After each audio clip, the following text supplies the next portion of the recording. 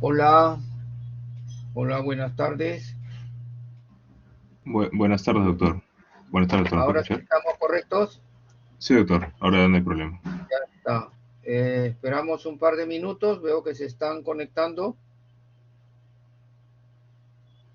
2 minutos puntuales y empezamos ya.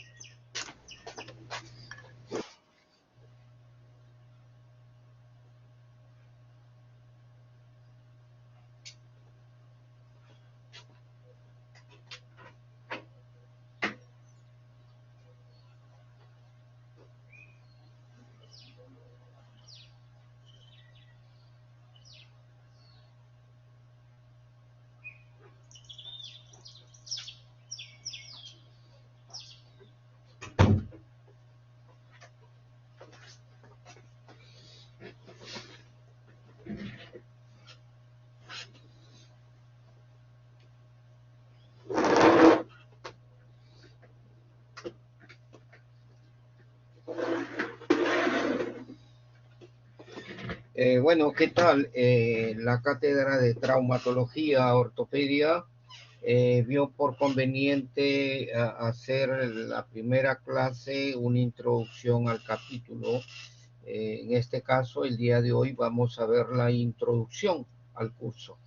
El concepto de ortopedia y traumatología en el país lo estudiamos ambos asociados. Lo que significa la ortopedia y traumatología, que es la ciencia que estudia las lesiones y las enfermedades que ocurren en el aparato locomotor, ¿no? Principalmente lo que es columna vertebral, pelvis y las extremidades. Toda patología, sea traumática o no, que afecte al aparato musculoesquelético, que comprende columna vertebral, pelvis y extremidades, va a ser competencia de la especialidad de traumatología y ortopedia. Eh, Estos capítulos a nivel internacional también no todos los ven como traumatología o ortopedia. Algunos países consideran como traumatología a la especialidad que ve todo lo relacionado. ¿Verdad? ¿Me escuchan? Bueno, Sí, doctor. la traumatología estudia las lesiones del aparato locomotor causados por una energía traumática, lo que equivale a decir que tiene que tener un antecedente traumático quien produce la lesión en el aparato musculoesquelético, ¿no?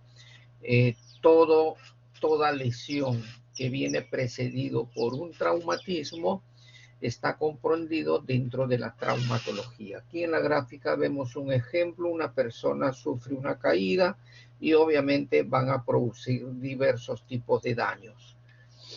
En cuanto a lo que a la ortopedia, acá en el país estudia las enfermedades y las lesiones del aparato locomotor. La gran diferencia que aquí generalmente no considera el antecedente traumático, ¿no? No considera el antecedente traumático. Ejemplo de esto pues son los procesos degenerativos, las enfermedades inflamatorias, las enfermedades infecciosas, las enfermedades tumorales. Están agrupados más en este concepto de la ortopedia, pero aquí en el país el estudio generalmente lo vemos desde el punto de vista general: traumatología y ortopedia. Es evidente que como toda ciencia médica requiere pues todo un análisis. La medicina es una ciencia de investigación, ¿no? Eh, en el transcurso o en el trayecto de la vida del médico, en algunas oportunidades caemos en el error de convertir la evaluación en una rutina. Es un error que se observa Pero lo más importante es evitar esto y ver cada caso con un análisis directo, claro y profundo, ¿no? Y esta imagen lo hemos puesto con la idea de que no hacer tan simple el análisis para un diagnóstico traumatológico que requiere pues un conjunto de información, como vamos a ver más adelante. Como toda ciencia médica, en la parte de la información y el conocimiento de los antecedentes, de las características propias de la lesión, tienen que ser realizados a través de una información que brinda directamente el paciente o en algunas oportunidades la información se obtiene en forma indirecta, ¿no? O sea, a través de algunas personas, algún acompañante. Pero lo importante es que este conjunto de informaciones tienen que estar registrados en una historia clínica. Obviamente cada especialidad genera su propia historia clínica. En el caso de traumatología hay una historia clínica traumatológica, ¿no? En el concepto general, ¿qué viene a ser una historia clínica traumatológica? Es un documento de registro de carácter médico y algo importante de registro de carácter legal, ¿no? O sea, tiene dos objetivos, un registro médico que nos sirve para ir a la búsqueda, pues, de los diagnósticos, tratamientos y documentar toda la información que requiera un paciente desde el momento del ingreso hasta la salida o la alta del paciente, ¿no? Y cualquier paciente traumatológico o también de cualquier otra especialidad puede estar sujeto a una demanda legal. Cuando hablamos de una demanda legal ya corresponde a un sector jurídico, judicial, en las cuales quienes están comprendidos en una demanda legal ya inmediatamente solicitan la información, en este caso solicitan la historia clínica para evaluar el registro y las características del daño, ¿no? Entonces tiene doble información y doble utilidad. Desde el punto de vista médico, para nosotros es muy útil para evaluar, diagnosticar y plantear tratamientos en un paciente. Pero también desde el punto de vista legal, todo lo registrado les da un valor para ellos determinar si es que existe culpabilidad o responsabilidades de segundas o terceras personas, ¿no? Entonces, este documento tiene que estar registrado de características específicas. Uno de ellos es que en lo posible tiene que tratar de ser completo en la información. Y al hablar de completo en la información no significa pues que nos pongamos a escribir 2, 3 hojas, ¿no? La capacidad de síntesis es importante, que podemos hacer con unas pocas líneas una buena información acerca de lo sucedido, ¿no? Este documento de carácter médico legal tiene que tener un alto grado de legibilidad, lo que significa pues que tiene que estar escrito y entendido y comprendido por quienes hacen uso de este documento, ¿no? En el aspecto de la confección de este documento tiene que existir la veracidad, no inventar, no imaginarnos hechos, actos ni sucesos. Tiene que ser tal cual ha sucedido la lesión, los procedimientos, ¿no? Como todo documento en una historia clínica, tiene que estar confeccionado en forma ordenada, ¿no? Y a su vez tiene que solicitarse la información en forma muy respetuosa. Y en el conjunto de las informaciones, este documento tiene que tener alto grado de confidencialidad. que ya está probado, que tiene que ser promovido, divulgado, discutido de cuando exista el carácter médico, ¿no? O también cuando tenga el carácter de legalidad de un proceso legal. Y más no pueden estar divulgando o dando a conocer pues enfermedades propias sin autorización de la persona, siempre y cuando tenga carácter médico o en su efecto tenga carácter legal. La historia clínica traumatológica, como cualquier historia, tiene también sus partes, y las partes más importantes de la historia clínica traumatológica está en la anamnesis, el examen físico.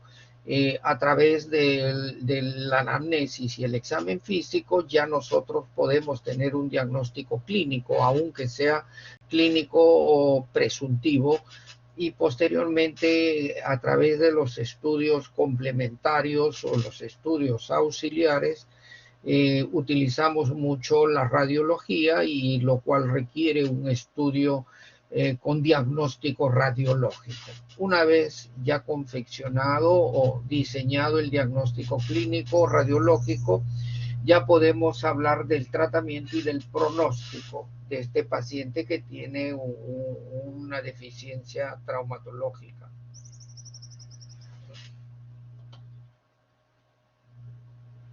La historia clínica pues tiene sus partes.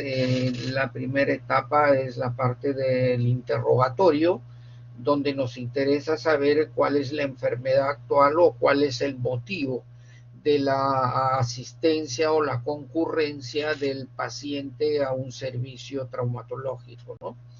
Pero también a su vez en el interrogatorio necesitamos conocer algunos antecedentes, ya sean personales o familiares, en relación a la lesión por la cual el paciente está concurriendo a ese servicio traumatológico. Como que un paciente ingresa con un dolor intenso en rodilla. Dentro del interrogatorio nos interesa saber si ya ha habido antecedentes anteriores de este tipo de dolor y qué características han tenido, o si hay familiares que también tienen. En tratarse de un tumor óseo, también es importante conocer los antecedentes personales o familiares, como que decir, y en otra parte del cuerpo también ha tenido alguna patología tumoral, o hay algún familiar que tiene algún antecedente de patología tumoral, antecedentes. También cuando es necesario es importante tener conocimiento, ¿no?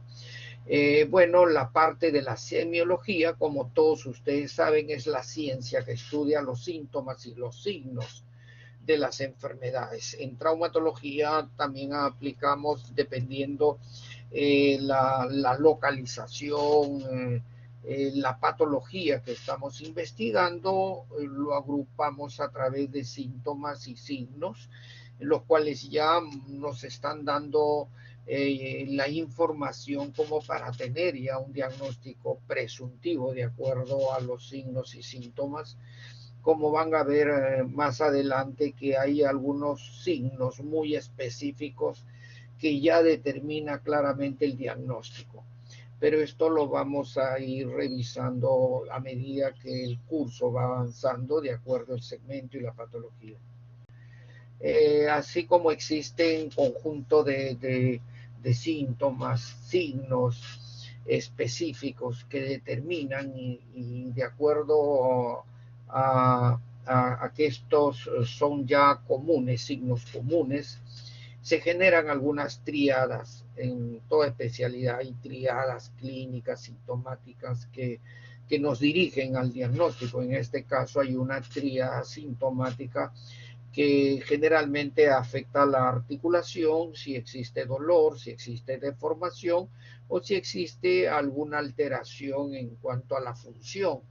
Generalmente esta tríada sintomática de dolor, deformación, disfunción está asociado a patologías articulares, ¿no? Pero ya dándole a entender que también existen tríadas sintomáticas en traumatología. Ampliando un poco el concepto de la anamnesis, nos interesa saber el motivo de la consulta en relación a conocer cuál es la enfermedad actual, y uno de los síntomas más comunes es el dolor, ¿no? Y hablar del dolor depende mucho la localización del dolor. Puede ser en una articulación, puede ser en una extremidad. ¿Y qué características tiene la asociación del dolor con otros síntomas? Como que si hay limitación funcional, si hay deformidad o produce claudicación, ¿no? Entonces, en la anamnesis también nos interesa conocer la enfermedad, el motivo por la cual asiste la persona, ¿no? Y a través del conocimiento de la enfermedad o la lesión actual tenemos ya ideas claras acerca de diagnósticos. Y es importante en traumatología, cuando se presente a algún paciente que requiera un servicio de traumatología, conocer pues si es que ha tenido algún antecedente traumático como causa de la lesión, ¿no? Y cuando hablamos de la causa de la lesión, ya nos referimos a los mecanismos del trauma, y hay dos tipos de mecanismo, un trauma directo y un trauma indirecto. Fácil es diferenciar que el trauma directo va en las fuerzas del traumatismo directamente a la zona donde se ha producido la lesión. Y cuando hablamos de mecanismos indirectos, estamos hablando que a través que las fuerzas se ejercen en un lugar alejado a la lesión, que tienen competencia, que tienen congruencia, pero el traumatismo no va directamente en el lugar de la lesión, sino es producido en otra zona, por fuera del lugar de la lesión, ¿no? Entonces, para nosotros poder ampliar el concepto de la anamnesis, es interesante empezar el interrogatorio preguntando cuál es la molestia principal que lo trae a la consulta, ¿no? Una vez preguntado esto, nos interesa saber la localización de esa molestia, ¿no? También es importante saber cuánto tiempo le molesta o le duele, en este caso, la rodilla, el hombro, cuánto tiempo de dolor tiene, ¿no? Porque es diferente empezar ese día el dolor como tener un dolor ya de 15 días de evolución, ¿no? Y hay que ver también las características y la evolución de esta molestia, si ha ido incrementándose progresivamente o ha ido disminuyendo, ¿no? A lo que corresponde conocer cuál es el estado actual en relación a esas molestias. También es bueno conocer en los pacientes que ya vienen por días con la molestia, si ha recibido algún tratamiento y cómo les fue. Eso también ayuda muchas veces a reorientar al evaluador acerca del traumatólogo, ¿no? En cuanto a los síntomas, el concepto de los síntomas son molestias o sensaciones de carácter subjetivo que puede producir cualquier enfermedad o cualquier lesión. Indudablemente aquí en la imagen, si este paciente iniciamos la evaluación, ya podemos entender que la lesión está localizado en la articulación glenumeral, ¿no? En la articulación del hombro, y toda la evaluación estará dirigido para determinar qué tipo de lesión o si hubiera enfermedad, qué tipo de enfermedad es la que tiene, ¿no? Entonces, los síntomas son molestias subjetivas, ¿no? Ejemplo de un síntoma, el ardor, tengo intenso ardor en esta zona después de haber hecho esta maniobra forzada, o tengo dolor o siento un hormigueo, ¿no? A través de estas molestias tengo limitación a la función, no me permite hacer los movimientos, ¿no? O en algunos otros casos el paciente refiere tengo la sensación de inestabilidad, como que decirse, me siento que el hombro se me sale de su lugar, ¿no? Son algunos síntomas en patologías articulares que son frecuentes escuchar. En relación a lo que es dolor, el dolor tiene una variedad de formas y caracteres propios, de acuerdo a la evolución. Una cosa es sentir el dolor de un día de evolución, y en otros casos el dolor de 20 días ya nos está hablando que existen ya una asociación a determinada patología, ¿no? De acuerdo al comportamiento de la evolución del dolor. Entonces, el dolor también es cuantificable, se puede medir el dolor de acuerdo a los días. Y cuando tenemos un dolor que aproximadamente está comprendido dentro de las 2 semanas, ya más nos estamos refiriendo a un dolor agudo. Pero cuando ya sobrepasa las 3 semanas, ya para adelante estamos hablando de un dolor ya de característica crónica, ¿no? Y una vez de localizar si el cuadro doloroso es agudo o crónico, tendríamos que nosotros saber o conocer exactamente cuántos días de aproximación. Una cosa es ser agudo de 1 o 2 días, y otra cosa es ser un dolor agudo de 10, 15 días. Al igual, crónico de 3 semanas a un crónico de 3, 4 meses. Siempre es bueno ya la identificación a claridad, el tiempo de evolución, en este caso del dolor, ¿no? Desde el punto de vista de su localización, el dolor puede ser superficial, profundo, o a su vez puede ser difuso. Siento el dolor por encima de este hombro, como que siento el dolor profundamente, o como que el paciente pueda decir, inicialmente comenzó la parte superficial, era un dolor controlable, pero ahora lo siento a profundidad, a mayor intensidad, ¿no? Entonces, miren, especificar claramente de acuerdo a la localización del dolor específico, si es a profundidad o es superficial, o hay una difusión del dolor que empezó con algo superficial para luego convertirse en un dolor profundo, o viceversa también se puede. Habíamos mencionado que el dolor se puede medir, se puede cuantificar desde el punto de vista de tiempo de evolución, como también se puede cuantificar desde el punto de vista de la intensidad. Un dolor de poca intensidad, que no interrumpe movilidad, que no interrumpe actividad, podríamos clasificar como un dolor leve, ¿no? Un dolor ya que tiene cierta repercusión con el funcionamiento en relación a movimientos, y dolor que se manifiesta constantemente de cierto grado, ya podríamos estar hablando de un dolor que es de características moderadas. Pero si vemos un dolor que es incontrolable, que no permite ningún tipo de movimiento, que es intenso, constante, es un dolor ya de características severas. Entonces, desde el punto de vista de la intensidad, el dolor también se puede cuantificar.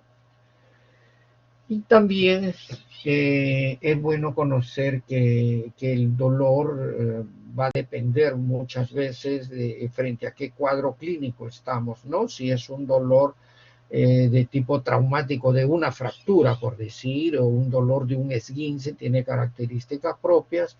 Un dolor de una enfermedad inflamatoria tiene sus características. Si es un dolor producto de un cuadro degenerativo o de un cuadro infeccioso, también tiene sus características, como que hay procesos tumorales óseos que también generan dolor, o irritación, trastornos neuropáticos pueden producir dolor también con cierta característica.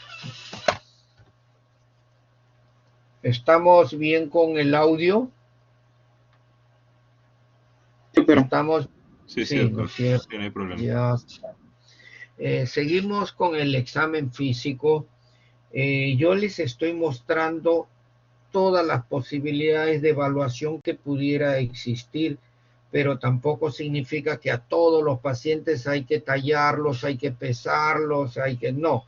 Ya nosotros vamos aplicando de acuerdo a este conjunto de variables, de métodos de evaluación, ya tienen que ir aplicando, por ejemplo, cuando hay una patología traumática inflamatoria articular, ya ustedes van evaluando desde la inspección, la palpación, limitación de la función, características del rango articular, ¿no? Miren cómo va orientado para poder definir en qué contexto está afectado la funcionabilidad de esa zona que ha sido lesionada, ¿no?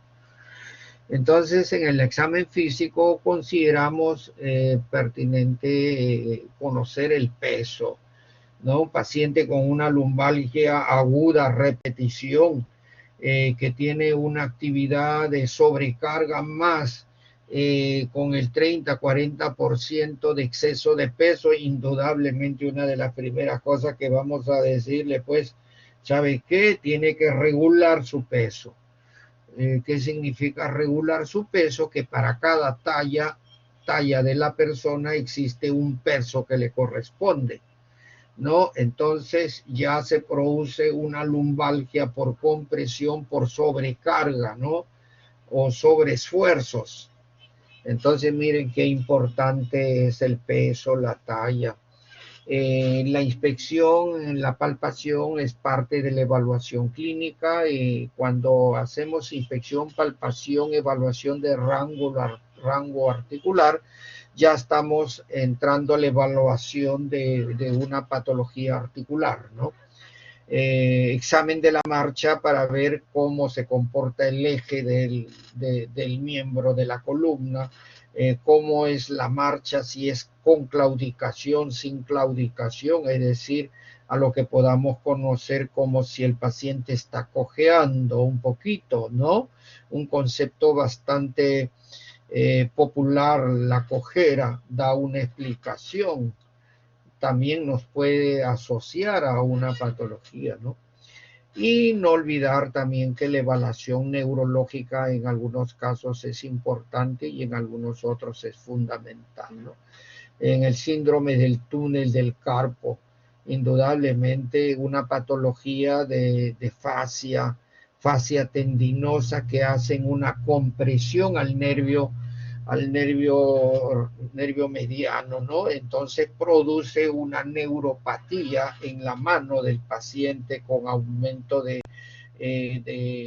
sensibilidad dolorosa, con dificultad al movimiento, con impotencia funcional. Una evaluación neurológica es importante.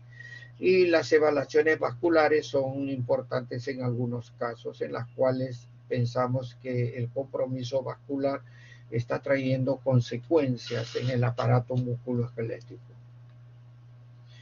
Parte de la semiología, la inspección, la palpación, la movilidad articular.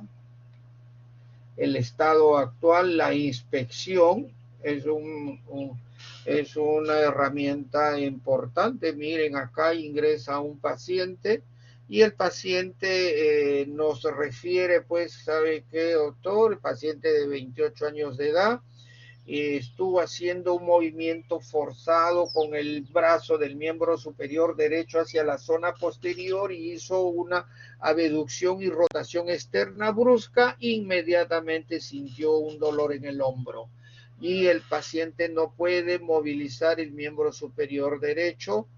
Ya nos contó, inmediatamente hacemos una evaluación simétrica comparativa, descubrimos al paciente, siempre con los cuidados necesarios, más aún tratándose en las pacientes damas femeninas, cuidar mucho el aspecto de la protección, de la intimidad y ese tipo de cosas, ¿no?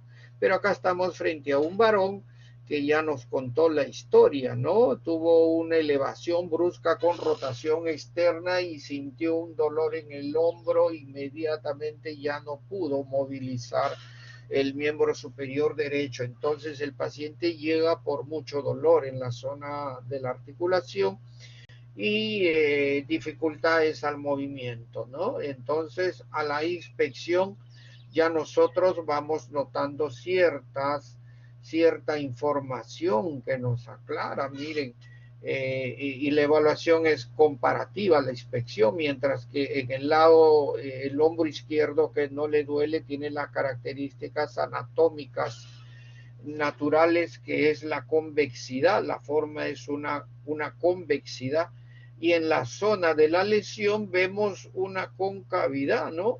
Perdió la convexidad en relación a la zona normal y ya no tiene las características normales. Incluso nosotros podemos ir a la palpación y notamos acá la convexidad y cierta forma que tiene un tono, cierta dureza de esta zona, pero sin embargo en esta zona se encuentra una depresión. Uno palpa profundamente y encuentra una depresión en la zona, ¿no? Entonces, conociendo ya como ustedes lo van a conocer más adelante, este es el signo de la charretera típica para una luxación anterior de hombro. Este es el diagnóstico clínico, es una luxación anterior de hombro, solamente conociendo, evaluando a la inspección. En este caso ya tenemos el diagnóstico clínico, tomaremos las radiografías, nos confirmará pues el diagnóstico clínico, ¿no? Indudablemente luego ya viene el tratamiento, ¿no? Entonces, a la inspección podemos determinar ya algunas alteraciones anatómicas en la zona de la molestia, del trauma, del dolor, y nos pues dando ya información acerca del diagnóstico. Hay que ver también cuál es la actitud del paciente, si está en una fase de dolor, ¿no? De incomodidad. La posición también es importante. Ver cómo se alteran los ejes clínicos. Este es un eje normal perpendicular, vertical. Aquí vemos con cierta angulación del extremo proximal hacia la zona medial, ¿no? Miren, zona medial, zona distal alejada del eje del cuerpo y la zona proximal cerca al eje del cuerpo, ¿no? A eso se llama abducción, y en este caso cuando se aleja es en abducción. Cuando sabemos que un miembro superior anatómicamente tiene un eje que demanda una verticalidad, ¿no? Verticalidad, ¿no? Y miren, ya hay alteraciones, esto es típico en una luxación de hombro. Y vemos que si existe deformación, mientras el lado sano es la forma normal y aquí hay una forma anormal, entonces podemos decir que hay una deformación en el hombro, el hombro donde se encuentra la lesión, ¿no? Hay deformación, hay alteración de la forma. Hay alteración de la piel también, ¿no? El trofismo muscular también está alterado porque el músculo casi ni se palpa, ya es piel y cavidad articular. Acá sí vemos un músculo deltoide prominente, ¿no? Y con una tonicidad. Miren, a la inspección. Aquí, como en la anterior imagen, si nosotros vemos la actitud, este señor nos muestra una normalidad en su miembro superior izquierdo, ¿no? Mientras que el miembro superior derecho tiene las características normales, ¿no? Podemos hablar de que hay una angulación, hay deformación, ¿no? Y a su vez hay tranquilidad. En la persona se le ve muy tranquilo, una actitud tranquila. Viendo esto, también podemos determinar un diagnóstico muy común en traumatología que se llama pseudoartrosis diaficiario de húmero izquierdo. Miren, solamente a la inspección ya estamos llegando a diagnósticos. En cuanto a la inspección, preferentemente tiene que ser comparativo. Cuando hagamos la inspección de una zona es mejor evaluar la zona sana también para poder tener una imagen clara del momento, qué es lo normal y qué es lo anormal, ¿no? Las evaluaciones se pueden hacer tanto con el paciente de pie, el paciente caminando, o el paciente sentado, o el paciente de cúbito dorsal, en cualquiera de las patologías en las cuales el paciente se encuentra seguro y tranquilo, ¿no? Ahora, si hay un paciente que tiene dificultades y muestra dolor al estar de pie, imposible que evaluemos a ese paciente de pie, tendrá que ser un paciente de cúbito dorsal o sentado, pues, ¿no? Entonces, los criterios también de valoración también son importantes. Hay que saber apreciar que existen algunas actitudes también en zonas afectadas y saber si es una actitud postural, o sea, la postura me exige estar en esta posición o estoy tratando de compensar algo, ¿no? O también hay posiciones frente al dolor que son posiciones antálgicas. En esta posición me duele menos. Perfecto. Como en la imagen anterior, si el paciente está tranquilo y esto generalmente despierta dolor, esta es una posición antálgica con la cual el paciente ingresa y está tranquilo, a pesar de tener una luxación, ¿no? Pero la posición antálgica es importante y el médico evaluador tiene que darse cuenta en cuanto a la posición está en respuesta a compensar un dolor. Ya, importante evaluar la actitud, ¿no? Si es una actitud postural, esta es una postural. Si es compensadora, no es compensadora, no hay dolor, la fase no es de dolor. Evaluar los ejes clínicos, ¿no? Siempre en los huesos diaficiarios tenemos que ver si encuentra su eje longitudinal, ¿no? Si hubiera alguna zona de angulación, aquí forma una angulación, ¿no? Se nota claramente en el plano superior una angulación más que curvatura. En las curvaturas no tienen ángulo, pero en la angulación sí hay un vértice. Miren.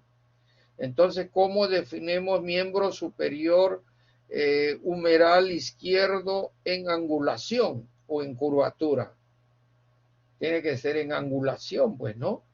Entonces, hay que definir claramente si el eje está en angulación, está en curvatura o en su efecto si está en rotación también. Deformaciones, ¿qué elementos producen más deformación? Las fracturas, las luxaciones, los tumores generalmente van a producir deformaciones, ¿no? La presencia de esta patología puede estar asociado a deformaciones. No solamente tenemos que percibir y la orientación de los ejes del cuerpo, del hueso en esta etapa, también nos interesa saber a la inspección características superficiales que se han producido por efecto de la lesión, ¿no? Entonces, si hay equimosis, hematomas, laceraciones, ¿qué características tiene? En otras palabras, si existen daños superficiales o daños profundos de la piel. No se olviden que la piel es el reflejo de una estructura en el segmento corporal, que muchos procedimientos, cirugías con heridas comprometedoras o contaminadas, tienen que evitarse las cirugías hasta que sean controladas la cicatrización de las partes blandas. Las partes blandas cumplen un rol importante en el manejo de las fracturas, ya sea manejos incruentos o manejos quirúrgicos. Esa es zona equimótica, ¿no? Las zonas equimóticas o cambios de coloración pueden ser violáceos, azules, oscuros. Ya nos está demostrando un sangrado a través de planos profundos, sea planos musculares, planos en el espacio entre el hueso y el músculo, ¿no? Ya hay un sangrado, por eso lo vemos. ¿Qué cosa produce un sangrado? Una ruptura muscular o una fractura. Entonces tendremos que estudiar cómo es el comportamiento de una ruptura muscular a través de una ecografía o en su efecto descartar la posibilidad de una fractura. Tomaremos radiografías también, ¿no? Simplemente el hecho de tener cambios de la coloración violácea o azul oscura que nos demuestre que hay un sangrado interno es porque algo se rompió adentro. Y tenemos que estudiar tanto el tejido óseo como el tejido muscular hasta demostrar lo contrario. Miren, laceraciones que inicialmente no se les dio mayor importancia pueden evolucionar con cuadros infecciosos severos de la superficie. Entonces, cualquier procedimiento es mejor posponer, porque cuando existe una herida y tratamos fracturas, tratamos lesiones, estas heridas pueden seguir cada vez un curso más negativos, ¿no? Sigamos a la inspección. Esta es una inspección comparativa, miren, ¿no? El concepto de la inspección son manifestaciones objetivas o físicas de la enfermedad, ¿no? Este paciente estuvo haciendo un sobreesfuerzo brusco de levantar una maquinaria elevada, estaba haciendo donde siente un dolor intenso en la zona del tercio proximal, la cara medial del húmero del lado derecho. Siente un dolor intenso e inmediatamente por el dolor acude a una emergencia de un hospital. Este es un señor ya de 45 años, para 50. Y el médico dice, bueno, ¿cuál es el motivo? Tengo un dolor en la zona del brazo que se me va hacia arriba, no puedo levantar el brazo y el dolor es intenso. Y el traumatólogo va a hacer la evaluación a través de la impacción, descubre al paciente y primero evalúa el lado sano. Mire, el lado sano ya sabemos cuáles son las características en determinada zona. Y cuando va a evaluar el lado comprometido de dolor, ya ve una deformación de la zona anteromedial del brazo derecho. Y a la palpación y al movimiento hay dolor intenso. Pero lo otro que es característico, mientras que el otro tiene un aumento de volumen proporcional al segmento proximal y al segmento distal de la cara anterior del brazo.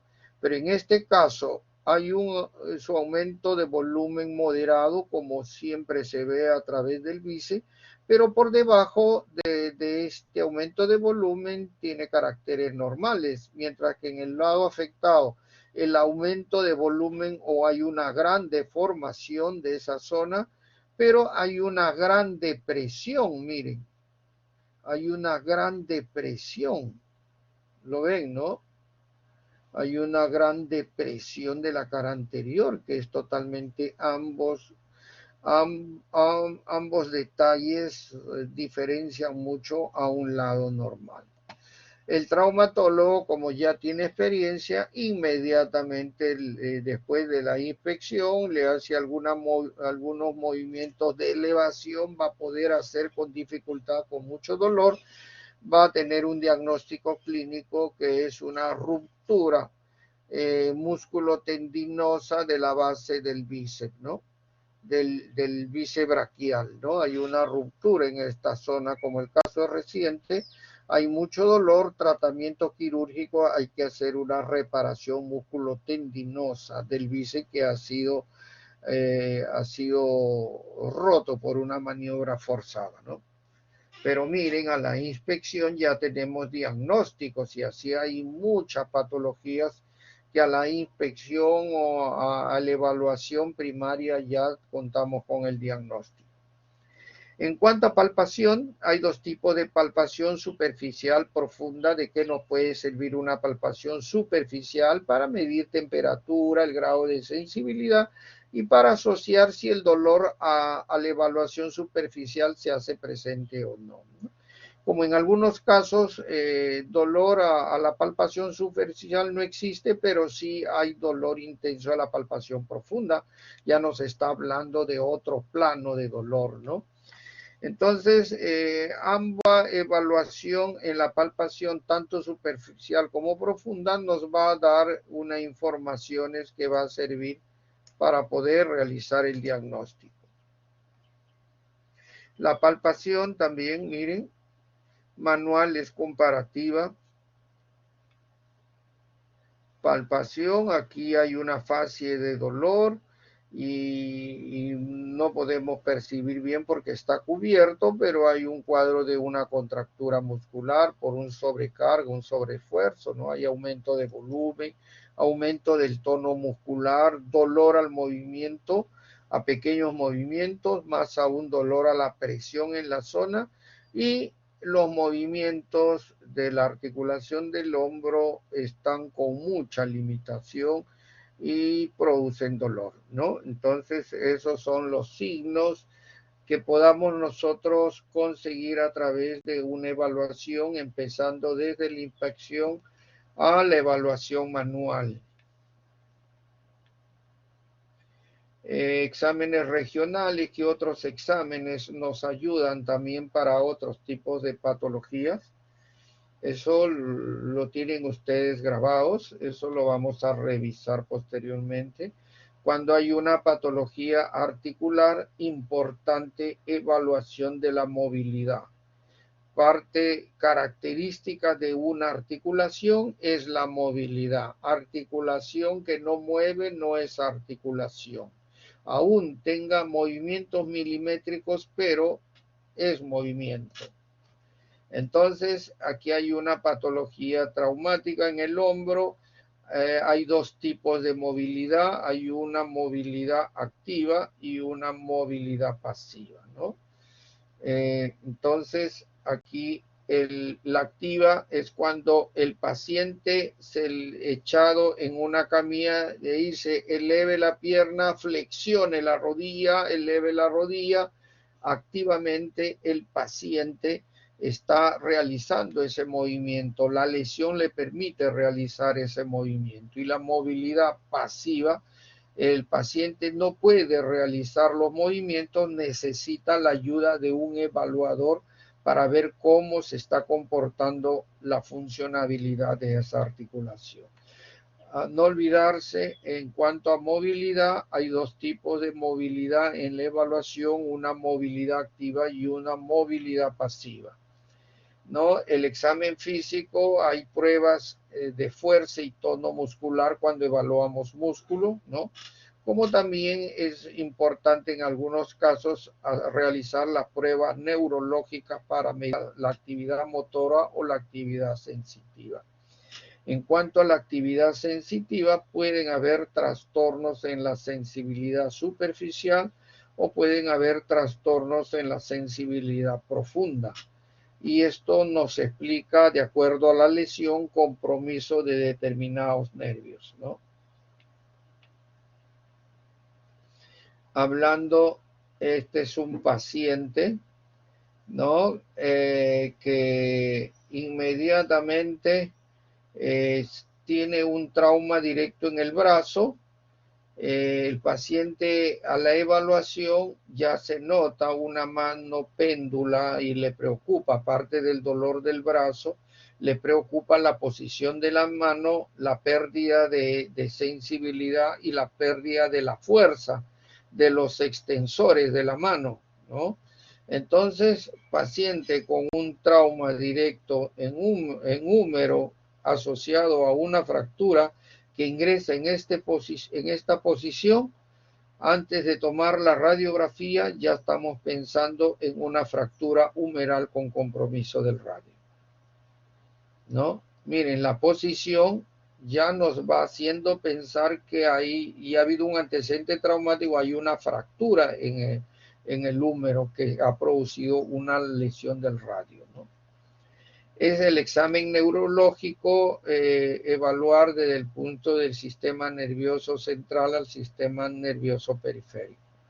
Examen vascular es evaluar arterias, venas. Esta es consecuencia de una lesión arterial que en 2-3 días ya tiene signos necróticos por falta de oxigenación en los tejidos del miembro superior. Miren, ya hay una necrosis, una lesión severa por una lesión vascular, ¿no? Bueno, hemos abordado la parte clínica en el paciente. Vamos a hacer una pequeña revisión acerca de los exámenes auxiliares. ¿Qué significan exámenes auxiliares? Exámenes auxiliares, como su nombre los dice, auxilian al médico en este proceso de encontrar un diagnóstico. Entonces, punto fundamental, primero, hacer la evaluación clínica desde el interrogatorio, la inspección, la evaluación de rangos articulares, ¿no? Y para tener ya una idea qué patología podría estar asociado a este paciente, e inmediatamente solicitamos qué examen auxiliar nos va a dar mayor información para certificar la lesión.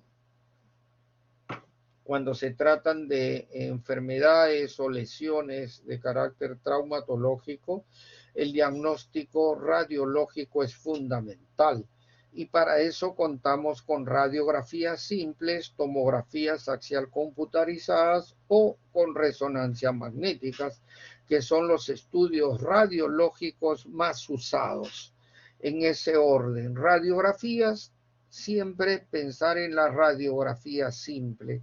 Y las radiografías simples tienen sus incidencias naturales, como es una frontal y una lateral, ¿no? Una radiografía simple, una incidencia frontal y una lateral, salvo algunos lugares donde la lateral no es fácil tomar la imagen. O en su efecto cuando nos es suficiente solo con una anteroposterior. Entonces, radiografía simple de hombro, la simple sería una radiografía anteroposterior de hombro y punto. Radiografía simple de una extremidad u otra articulación siempre está comprendido por dos incidencias, una frontal y una lateral, ¿no? Pero aparte de las radiografías simples, también hay radiografías posicionales, lo que significa a otras incidencias aparte de una frontal y una lateral. Yo puedo pedir una oblicua, lateral, puedo pedir una radiografía axilar, puedo pedir una radiografía axial, o sea, puedo variar de incidencias. Ya cuando se estudia determinado segmento, también se va a hacer una revisión cuáles son las incidencias radiográficas que más ayudan para el estudio de esta zona, ¿no? Eso ya en las prácticas van a ir desarrollando cuando hablen pues de hombro, de rodilla, de muñeca, de cadera, qué incidencias ayudan, ¿no? Pero cuando vemos que los estudios, la información, ya quisiéramos una mayor información, mayor precisión en algunos casos, en una fractura polifragmentada y queremos definir aproximadamente cuántos fragmentos tiene y qué características tienen los fragmentos, las radiografías tienen serias limitaciones para ese estudio. En ese caso solicitamos una tomografía axial computarizada. Si vemos una fractura articular con uno de los segmentos óseos, parte importante de la articulación, en las cuales la radiografía nos hace sospechar de una fractura articular, entonces estamos obligados a solicitar una tomografía para que nos defina si hay o no existe la fractura articular y si existiera, qué características tiene esta fractura articular, ¿no? para ver también si es que el cuadro de cicatrización prolongado de una fractura sobrepasa los tiempos y ya hay algo que impide una buena cicatrización o hay una enfermedad de la fractura, como es la pseudoartrosis. También solicitamos pues una tomografía axial. Pero si nosotros vemos un trauma en el hombro con una radiografía o una tomografía que nos aclaró las fracturas y las lesiones, pero tenemos la sospecha que hubiese una ruptura del rodete articular o del labrum o del supraespinoso, el tendón del supraespinoso, no estén rotos, ya tenemos que solicitar una resonancia magnética que tiene gran aporte en el estudio de elementos blandos, sea músculos, tendones, articulaciones, componentes de las articulaciones, ¿no? Entonces, una resonancia magnética nos va a dar mayor información.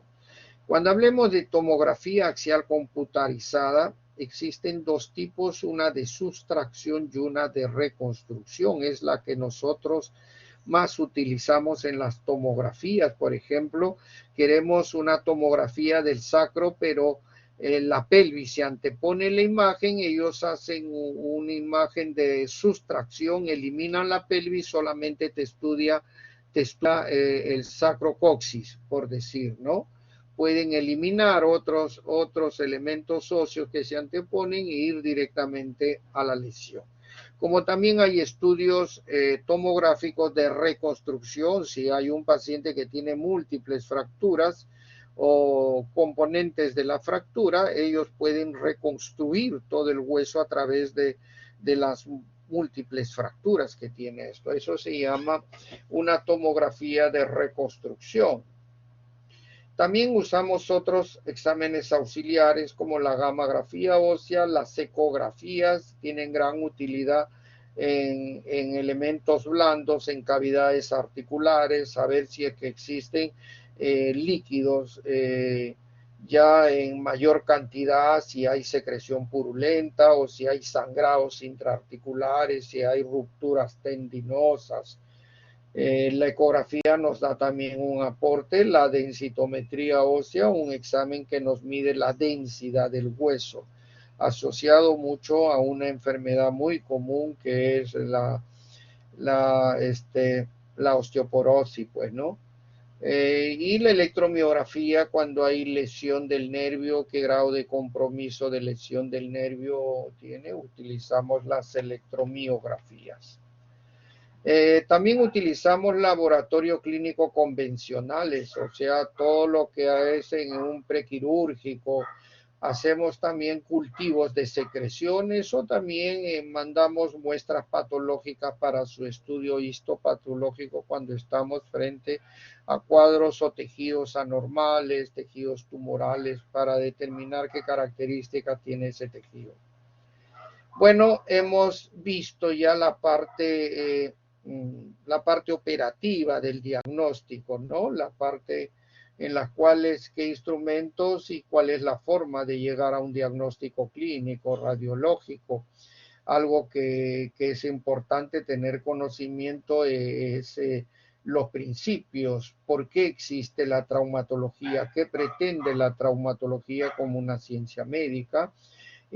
Para eso se estructura un principio fundamental, ¿no? El objetivo principal de la traumatología es incorporarle al paciente a su vida normal, a su vida activa, ¿no? ¿Qué significado tiene esto? ¿Cómo traduzco yo este principio? Que cuando viene un paciente 20 años jugando fútbol, tuvo una lesión en el tobillo y en cuanto al diagnóstico clínico radiológico tiene una fractura de tobillo. Entonces el principio fundamental del médico que lo ve es volver que ese paciente vuelva a practicar fútbol.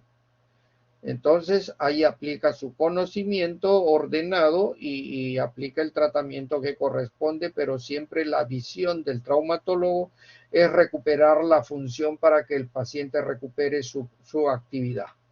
Es lo que todo ser humano quisiera en la sociedad. Pónganse a pensar ustedes un minuto.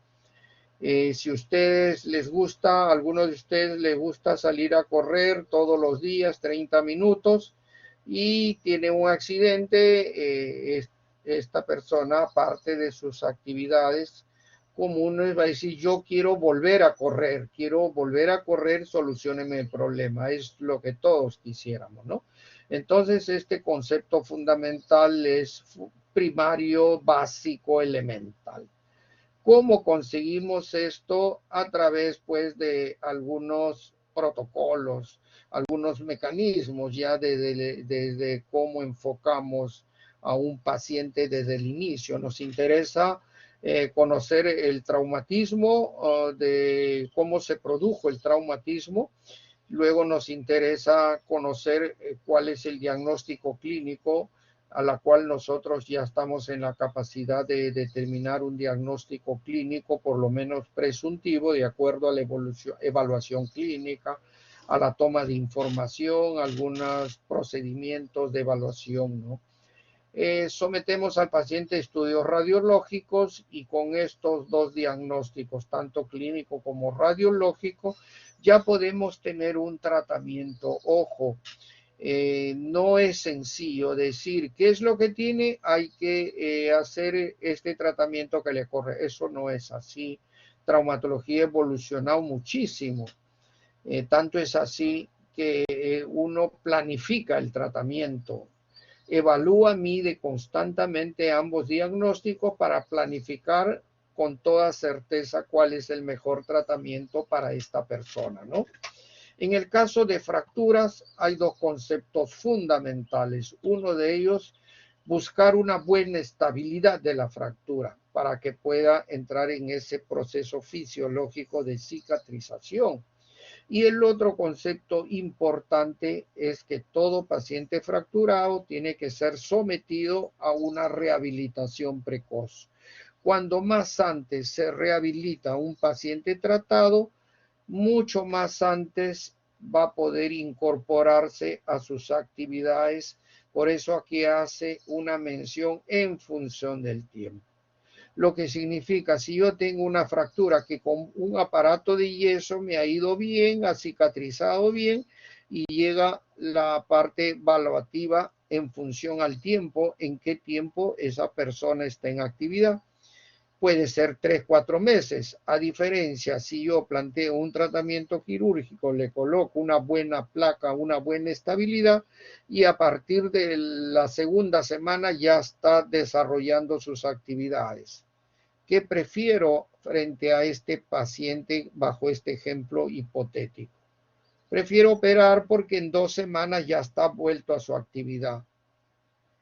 ¿Me entiende? Es lo que todos quisiéramos, volver cuanto antes a nuestra actividad.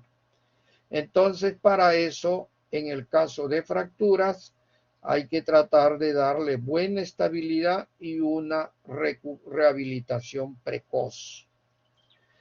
Antes, operábamos un paciente y lo teníamos ahí 2, 3, 4 meses, terminaba el 4.º mes, recién empezaba la rehabilitación, 3 meses, el paciente se demoraba de 8 a 1 año esperando su recuperación. Ahora no, paciente que es operado inmediatamente tiene que entrar a una etapa de rehabilitación para cuanto antes recuperar la funcionabilidad y ingresar nuevamente a su vida activa.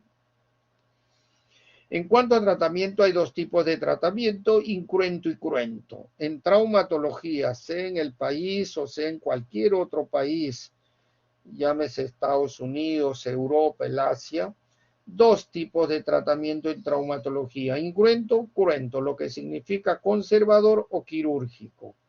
Ambos van a tener, cuando son aplicados bajo un buen análisis con buenos criterios, ambos deben de llevar a un buen pronóstico de ese paciente. Significa, como pronóstico, volver a desarrollar sus actividades dentro de la plenitud de un buen tratamiento. Esta es una luxación, esta es la imagen de la luxación. Este paciente se le hicieron maniobras de reducción en una camilla, se le hizo una maniobra el hombro volvió a su lugar y este paciente a partir de la segunda semana recuperó la función, pero hay que saber cuál es la maniobra de reducción. Querer operar esto podemos producir más daño, pero si a este paciente ya el hombro se le ha salido 5 veces, ya tenemos que operar porque cambió el diagnóstico de una luxación glenumeral, pasó a ser una luxación glenumeral inveterada, que frente a cualquier movimiento ya el hombro se le sale. Entonces ya requiere un tratamiento quirúrgico para darle una estabilidad a esa articulación. Y aquí hay una serie de patologías en las cuales han sido intervenidos quirúrgicamente como parte de su mejor opción en el tratamiento. Tratamientos quirúrgicos. Hablemos algo de tratamiento quirúrgico. Cuando nosotros hemos hecho una buena evaluación clínica, obviamente tenemos un diagnóstico clínico y hemos realizado un buen estudio radiológico, ya tenemos el diagnóstico definitivo. Antes de aplicar el tratamiento, la gráfica nos mostraba que tenemos que planificar el tratamiento. El tratamiento se planifica, no hay nada que para esto hay que hacer esto, no. Uno planifica el tratamiento quirúrgico en este caso. Y cuando hablamos de tratamientos quirúrgicos también existen principios básicos. Y uno de los principios básicos fundamentales cuando vemos o vamos a realizar una cirugía en articulación, en hueso diaficiario, es tener en cuenta estos 4 puntos que son importantes. Hacer en lo posible una buena reducción anatómica. Miren, de una fractura polifragmentada articular que estaba a pedazos, todo ha sido reconstruido anatómicamente. A lo que se refiere, buscar una buena reducción anatómica. En lo posible te demores 30 minutos, 1 hora, 2 horas, 3 horas en hacer la reconstrucción, pero intenta reconstruir anatómicamente porque cuando más anatómico está, tiene mayor capacidad de una buena cicatrización. Cuando vas a hacer una intervención quirúrgica, ten cuidado en no dañar elementos blandos, la microirrigación, la microvascularización. Lo que el segundo principio básico nos representa, preservar la vascularización. No hagas una carnicería en esta cirugía. Entra, divulsiona, ustedes han hecho técnica quirúrgica o van a hacer. Entonces ahí se van a dar cuenta qué elementos entrar a la cirugía, cómo ir con cuidado, cómo hacer la disección manual, la disección con tijera, la disección roma, cómo llegar, cómo comportarnos frente a una arteria, cómo comportar si de casualidad sangra una arteria, cómo hacer una hemostasia. Eso ya en técnica quirúrgica lo van a ir aprendiendo, pues, ¿no? O ya lo han aprendido. Entonces, el primer principio, buena reducción anatómica en lo posible. Segundo, preservar la vascularización, lo que significa cuidar la irrigación perifracturaria. Darle una buena estabilidad, escoger una placa, la placa adecuada para que fije bien esto. Y luego hacer una rehabilitación precoz. Los 4 principios básicos cuando vamos a operar un paciente traumatológico. En conclusión, tratamiento quirúrgico se planifica desde el diagnóstico, desde la clasificación de la fractura. Hay que conocer la anatomía quirúrgica de la zona afectada. Hay que saber qué material vamos a usar. Puede ser una placa de este tipo cuando tenemos una fractura en este lugar, o puede ser una placa de estas características o de esta característica, dependiendo la zona y lo que queremos, vamos a utilizar determinada placa. Ya el conocimiento del material de osteosíntesis y saber elegir el momento quirúrgico. ¿Qué significa momento quirúrgico? El tiempo que te lleva desde el diagnóstico al día de la operación. Lo que en traumatología y en muchas actividades quirúrgicas más importante es operar cuanto antes. En traumatología ese concepto es importante, saber elegir el momento quirúrgico. Supongamos para esta fractura, si tú lo operas dentro de los 10 primeros días, fundamental, vas a tener muchos éxitos. Pero ¿qué pasa si esta fractura lo vas a operar al tercer mes? Ya tiene mayores riesgos, mayores complicaciones, ya el hueso cambió de características, los músculos también están dañados y hay una serie de desventajas. El tiempo es importante, como acá en la planificación es importante el momento quirúrgico, saber operar cuanto antes.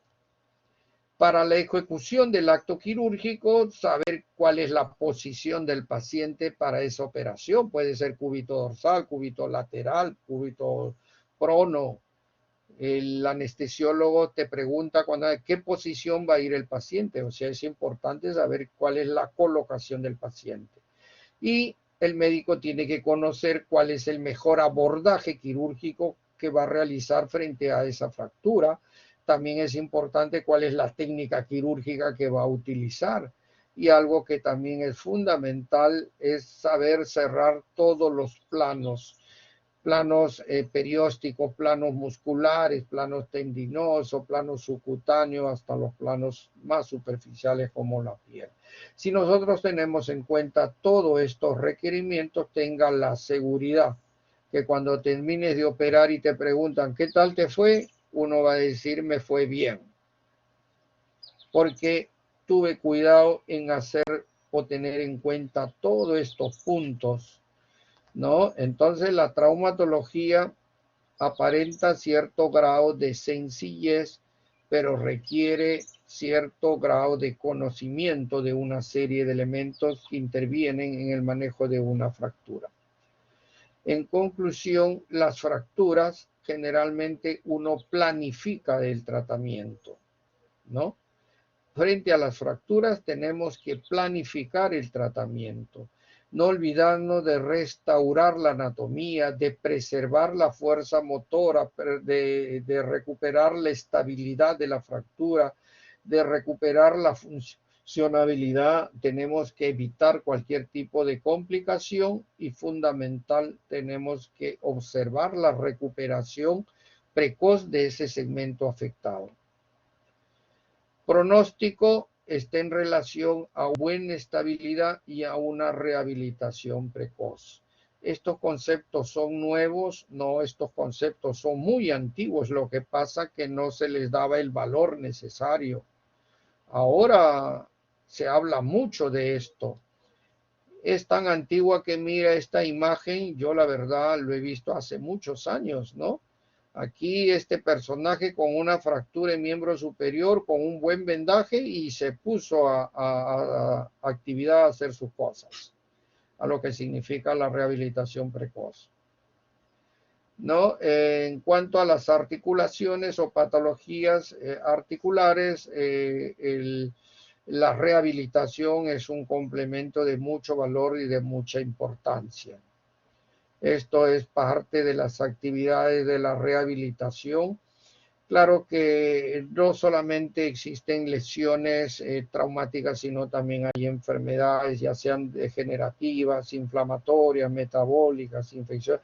Todo esto lo van a revisar en las teorías y en algunos casos van a ser reforzados en seminarios y van a ser reforzados también en las prácticas, ¿ya? Pero más o menos un esquema cómo funciona, cuáles son las patologías más traumáticas, se parte de las contusiones, los desgarros, tanto tendinosos, musculares, las fracturas, características de las fracturas.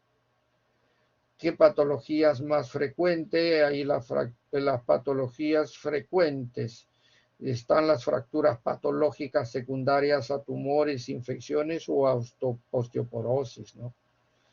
Hay pseudoartrosis, infecciones, tumores óseos.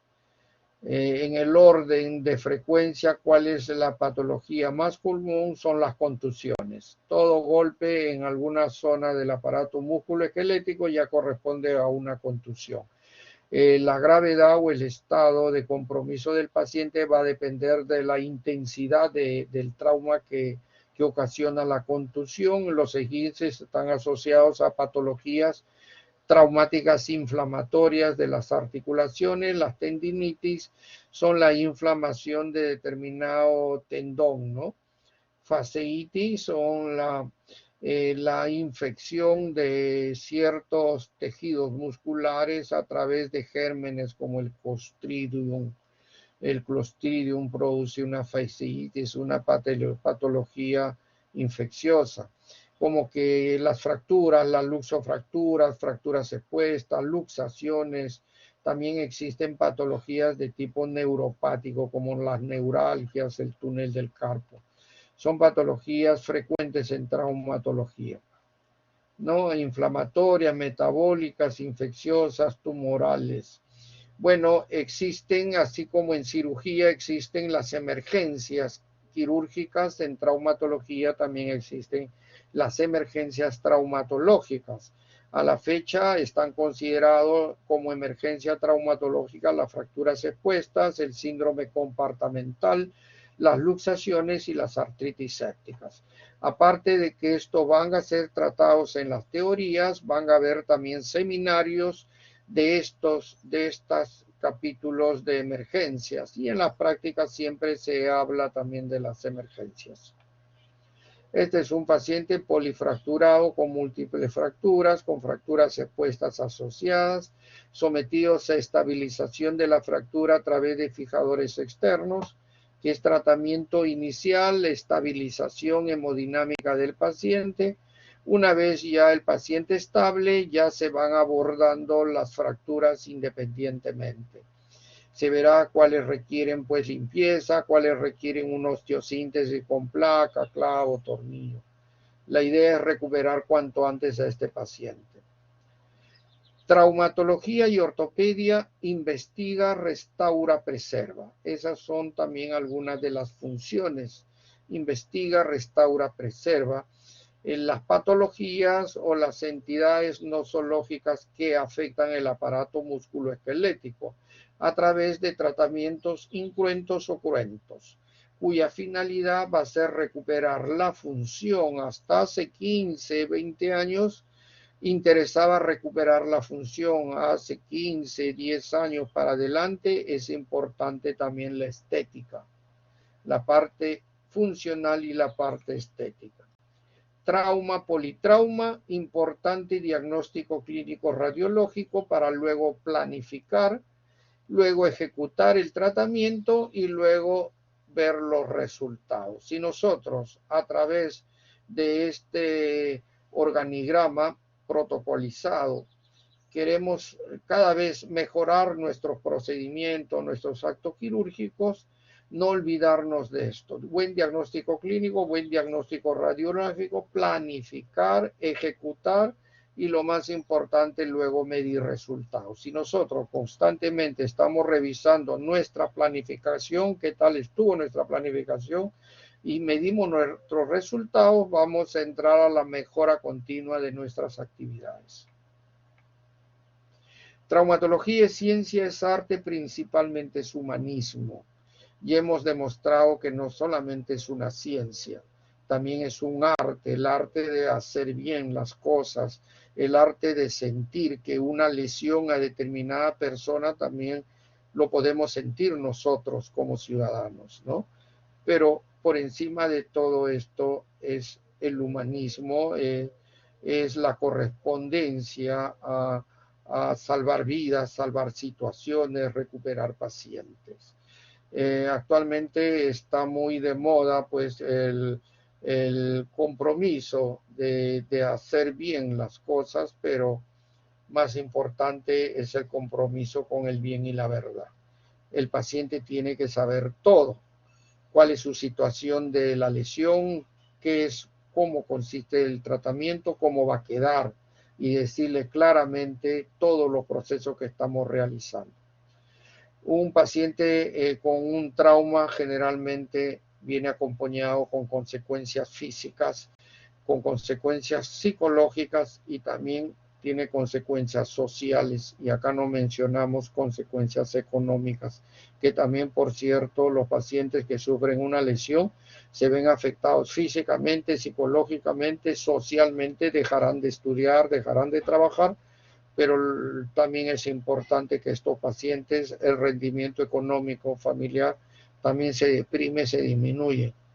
Hay muchas razones para tratar con humanismo, aplicando el bien y la verdad a un paciente que requiera los servicios médicos, tanto en traumatología como cualquier especialidad. Llegamos a revisar tantas radiografías que a veces ya ni vemos el paciente y pedimos radiografía y revisamos radiografía. Eso es uno de los grandes errores del ciclo anterior y también se ve en este siglo. Los médicos siempre tenemos que evaluar el paciente. Y alguien, uno de ustedes, un alumno de traumatología, le recuerda al traumatólogo y dice: doctor, por si acaso no vamos a tratar radiografías, sino vamos a tratar pacientes. La medicina basada en evidencias es importante evidenciar, publicar y lo que quieras, pero la medicina basada tiene que estar hecho fundamentalmente en todos los pacientes, en el trato igualitario, en el trato inclusivo, en el trato preferencial para todos los pacientes. Bueno, se acabó. Esta es la imagen del Hospital Casimiro Ulloa, que estoy seguro ya dentro de poco, ojalá volvamos a recuperar nuestras actividades. Yo les agradezco la atención y estaremos en comunicación. Ya, bueno, espero que haya ayudado en algo para abrir un poco las mentes en relación a la traumatología. Y lo único que les voy a desear, todos los éxitos necesarios, pero sí les voy a exigir que lean mucho, estudien mucho, no solamente este capítulo, sino todos los capítulos, porque la medicina es una ciencia de mucha responsabilidad. ¿Ya? Entonces, hasta luego, les agradezco la atención, ya estamos en comunicación. Gracias, doctor. Chao, bye, chao. Gracias, doctor. Chao, ya nos vemos, chao. Chao con todos.